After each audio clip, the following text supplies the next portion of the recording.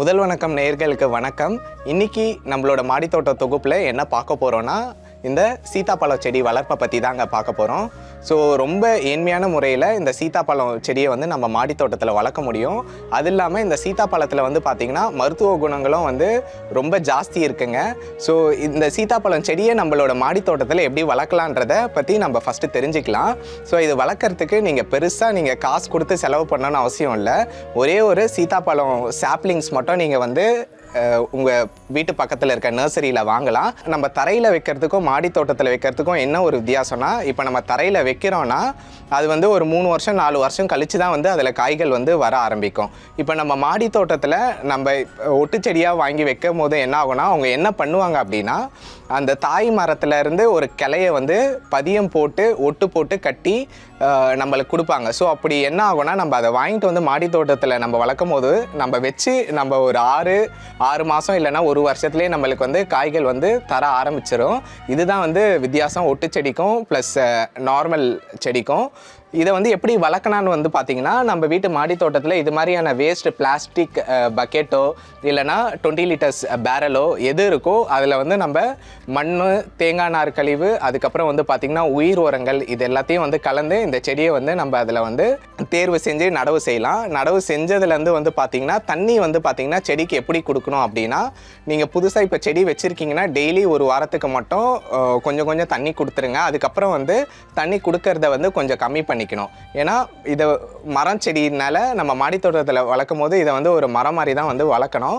தண்ணி வந்து பார்த்திங்கன்னா சம்மர் சீசனில் பொறுத்தவரையும் டெய்லி நீங்கள் தண்ணி ஊற்றிடுங்க. மீதி நாட்கள் எல்லா நாட்கள்லேயும் வந்து பார்த்திங்கன்னா 4 நாளைக்கு ஒன்ஸோ இல்லை 3 நாளைக்கு ஒன்ஸ் மட்டும் நம்ம தண்ணி கொடுத்தா போதும்.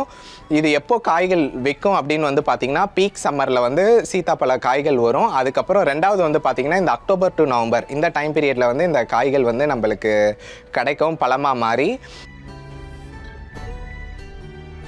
இப்போ இந்த சீத்தாப்பழம் செடியில் வந்து பூச்சி தாக்குதல் வந்ததுன்னா அதை வந்து எப்படி சரி பண்ணலான்றதை பார்க்கலாம். மோஸ்ட்டாக இந்த சீத்தாப்பழம் செடியில் வந்து பார்த்திங்கன்னா வெள்ளைப்பூச்சி தாக்குதல் தான் வரும், மீல் பக்ஸ்ன்னு சொல்லுவோம். ஸோ அதுக்கு நம்ம என்ன பண்ணலாம் அப்படின்னு வந்து பார்த்திங்கன்னா, 1 லிட்டர் தண்ணி எடுத்துக்கோங்க. தண்ணியில் வந்து பார்த்திங்கன்னா ஒரு 5 mlலேருந்து ஒரு 3 ml வேப்பெண்ணெய் வந்து சேர்த்துக்கோங்க. சேர்த்துட்டு அதை நல்லா குலுக்கிக்கோங்க. குலுக்கிட்டு ஈவினிங் வேளையில் வந்து செடியை சுற்றி வந்து நல்லா ஸ்ப்ரே பண்ணுங்கள். எல்லா இலையிலேருந்து அதில் இருக்க பூக்கள் வரையும் ஃபுல்லாக நனையணும். ஸோ இதை நம்ம ரெகுலராக ஒரு 20 days ஒன்ஸ் இது மாதிரி பண்ணோன்னா மாவுப்பூச்சி தாக்குதல் வராது. அடுத்தது வந்து பார்த்தோன்னா, நம்ம வீட்டில் வந்து பார்த்திங்கன்னா 2 வகையான சீத்தாப்பழம் செடி இருக்குது. இது வந்து பார்த்திங்கன்னா ராம் சீத்தான்னு சொல்லுவோம், இது வந்து நார்மல் சீத்தா.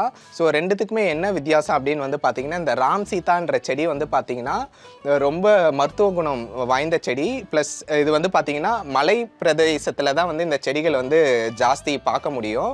ஸோ இது வந்து ஒரு அழிஞ்சிட்டு வர ஒரு ரகம்னே வந்து சொல்லலாம். ஸோ இதில் இருக்க பழங்கள் வந்து பார்த்திங்கன்னா, ஒரு பட்டர் ஃப்ரூட்டை கட் பண்ணி நம்ம ஸ்பூன் போட்டு சாப்பிட்டோன்னா எப்படி இருக்கும் அந்தளவு வந்து உள்ளே வந்து பார்த்திங்கன்னா அந்தளவு ஃப்ளஷ் இருக்கும். ப்ளஸ் நியூட்ரிஷனல் வேல்யூ வந்து ரொம்ப ஜாஸ்தி. கிட்டத்தட்ட ஆன்டி ஆக்சிடென்ட்ஸ் வந்து முழுசாக நிறைஞ்ச செடினா இந்த ராம் சீத்தா செடி தான். இந்த பழங்களை வந்து நம்ம ரெகுலராக எடுத்துக்கிட்டோம் அப்படின்னா புற்றுநோயின்றதையே வந்து நம்ம வந்து எதிர்த்து போராட முடியும். அந்தளவு ஆன்டி ஆக்சிடென்ட்ஸ் வந்து இந்த செடியில் இருக்குது.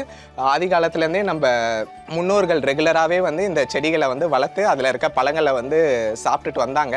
இப்போ ஸ்லோவாக இந்த ரகம் செடிகள் எல்லாமே வந்து அழிஞ்சிட்டு வருது. இது வந்து பார்த்திங்கன்னா நார்மல் சீத்தா செடி. இதை வந்து நம்ம இங்கிலீஷில் வந்து கஸ்டர்ட் ஆப்பிள்னு சொல்லுவோம், தமிழில் வந்து சீத்தாப்பழம்னு சொல்லுவோம். ஸோ ஒரு ஆப்பிளில் இருக்க நியூட்ரிஷனல் கண்டென்ட் வந்து இதே சீத்தாப்பழம் செடியிலையும் இருக்குது. இதில் வந்து முக்கியமாக வந்து பார்த்திங்கன்னா விட்டமின் B6 அப்படின்ற ஒரு விட்டமின் இருக்குது. பொட்டாசியம், ஃபாஸ்பரஸ் இது எல்லாமே வந்து நிறைஞ்சிருக்குங்க இந்த சீத்தாப்பழத்தில். அது இல்லாமல் இந்த சீத்தாப்பழம் ரெகுலராக நம்ம எடுக்கிறதுனால நம்மளுக்கு வந்து நோய் எதிர்ப்பு சக்தி தன்மை வந்து ஆட்டோமேட்டிக்காக நம்ம உடம்புல வந்து ஜாஸ்தியாக பெருகுது. ஸோ இந்த சீத்தாப்பழ செடியில் வந்து பார்த்திங்கன்னா இருக்கிற பழத்தில் அவ்வளோ இம்யூனிட்டி பூஸ்டர் இருக்குது. ஸோ அதனால் ரெகுலராகவே இந்த பழத்தை வந்து நம்ம எடுத்துக்கும் போது நம்மளுக்கு நல்ல ஒரு ஆரோக்கியம் கிடைக்குது. இப்போ இந்த ராம் சீத்தா செடியை பற்றி பார்க்கலாம். இந்த ராம் சீத்தா செடி வந்து பார்த்திங்கன்னா ஒரு எக்ஸ்டிங்க்ட் வெரைட்டி செடினே வந்து சொல்லலாம், அழிஞ்சிட்டு வர ரகம்னே சொல்லலாம். இது எல்லாமே வந்து பார்த்திங்கன்னா மலை பிரதேசத்தில் தான் வந்து இந்த செடியை வந்து காண முடியும்.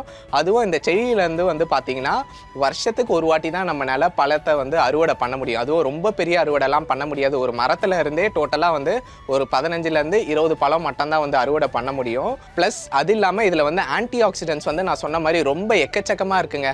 ஒரு கேன்சரை வந்து சண்டை போடுற தன்மை வந்து பார்த்திங்கன்னா இந்த ராம் சீதா பழத்தில் இருக்குது. அண்ட் நம்ம மாடி தோட்டத்தில் இந்த ராம் சீதா செடியை வந்து வளர்க்குறோம். நம்ம வந்து பார்த்தோன்னா ஒரு பெரிய பிளாஸ்டிக் தொட்டியில் தான் இந்த செடி வளர்க்குறோம். இது வந்து பார்த்திங்கன்னா ஒரு 5லேருந்து 6 வருஷம் பழைய செடி. ஸோ காய்கள் எல்லாமே வச்சு முடிச்சிருச்சு. அதுக்கப்புறம் இதை வந்து நம்ம கட் பண்ணியும் விட்டுருக்கோம். இந்த செடியை வந்து நீங்கள் வந்து ரொம்ப ஹைட்டாக வளர விட்டிங்கன்னா சைடில் களைகள் வந்து பிரியாது. ஸோ அதுக்கு நம்ம நிறைய களைகள் வரணும் அப்படின்னா நம்ம மரத்தோட டாப்பை கட் பண்ணி விட்டுட்டோன்னா அதுலேருந்து இது மாதிரி சைட் பிரான்ச்சஸ் நிறைய வைக்கும். வச்சுதுன்னா இங்கே பாருங்கள் பூ எல்லாமே வைக்க ஆரம்பிச்சிருக்கு பாருங்கள். ஸோ இது மாதிரி பூ வைக்கும். ஸோ இந்த செடியில் வந்து பார்த்திங்கன்னா பூக்கள் நிறைய பூக்குங்க. ஆனால் காய்கள் வந்து பார்த்திங்கன்னா 2 காயோ 3 காயோ தான் வரும். ஸோ நம்மளுக்கு இது மாதிரி பூக்கள் பூக்கிற தருணத்தில் நம்ம என்ன உரம் கொடுக்கலான்னா செடிக்கு வந்து ஃபாஸ்பரஸ் அண்ட் பொட்டாசியம் உரத்தை வந்து கண்டிப்பாக கொடுக்கணும். வாழைப்பழ தோல் கரைசல் கொடுக்கலாம். அதுக்கப்புறம் வந்து பார்த்திங்கன்னா மண்புழு உரம் கொடுக்கலாம். அதுக்கப்புறம் வெங்காயத்தூள் ஊற வச்ச தண்ணி கொடுக்கலாம். இதெல்லாம் கொடுக்கும் போது மண்ணும் வந்து வளமாகுது. செடிக்கு வந்து இயற்கை முறையில் ஃபாஸ்பரஸ் அண்ட் பொட்டாசியம் சத்து வந்து செடிக்கு முழுசாக போய் சேருது. ஸோ அதனால் வைக்கிற பூக்கள் ஃபுல்லாகவே வந்து நம்மளுக்கு காய்களாக வந்து மாறுறதுக்கான வாய்ப்புகள் வந்து ரொம்ப ஜாஸ்திங்க. அது இல்லாமல் இது அழிஞ்சிட்டு வர ரகம். கட்டாயம் எல்லார் வீட்லேயும் வந்து வீட்டுக்கு ஒரு ராம் சீதா மரத்தை வந்து ரொம்ப ஏழ்மையான முறையில் நம்ம ஒரு சின்ன தொட்டிலேயே வந்து நம்மளால் வளர்க்க முடியும். என் வீட்டு மாடி தோட்டத்துலேயும் நான் இதை வந்து வளர்த்து இதில் இருந்து பழங்களை வந்து ஹார்வெஸ்ட் பண்ணி சக்ஸஸ் பார்த்துருக்கேன். ஸோ அதுக்காக தான் இதை வந்து உங்கள் கூட ஷேர் பண்ணுறேன். ஸோ இதை சாப்பிடும் போது பசங்களும் வந்து நல்லா விரும்பி சாப்பிடுவாங்க அண்ட் என்ஜாய் பண்ணி சாப்பிடுவாங்க. ஸோ அவங்களுக்கும் வந்து இதில் இருக்க ஃபுல் நியூட்ரிஷனல் வேல்யூ வந்து போய் சேரும். ராம் சீதாலையும் அதே மாதிரி தான் பழங்கள் வந்து பார்த்திங்கன்னா ஒரு மாதிரியான ஒரு ஹார்ட் ஷேப்பில் வந்து இருக்கும் பழங்கள் ராம் சீதால. ஸோ அதுவும் வந்து அதே மாதிரி தான் ஃபுல்லாக நல்லா கனிஞ்சு இருக்கும். நல்லா சிகப்பு கலரில் கனிஞ்சு இருக்கும். கனிஞ்சு இருக்கும் போது பழத்தை வந்து நம்ம அறுவடை பண்ணி கட் பண்ணி நம்ம வந்து சாப்பிட்லாம்.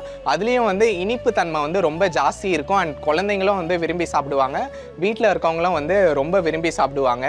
இதுதான் இந்த 2 செடிகளுக்குமே வந்து இருக்கிற வித்தியாசம். அண்ட் வந்து எப்படி வளர்க்கணுன்றதையும் நான் வந்து உங்களுக்கு இந்த மாடித்தோட்ட தொகுப்பில் ஃபுல்லாகவே வந்து உங்களுக்கு சொல்லியிருக்கேன். இதே மாதிரி அடுத்த மாடித்தோட்டம் தொகுப்பில் இன்னொன்று ஒரு செடியை பற்றி நம்ம தெரிஞ்சுக்கலாம். நன்றி.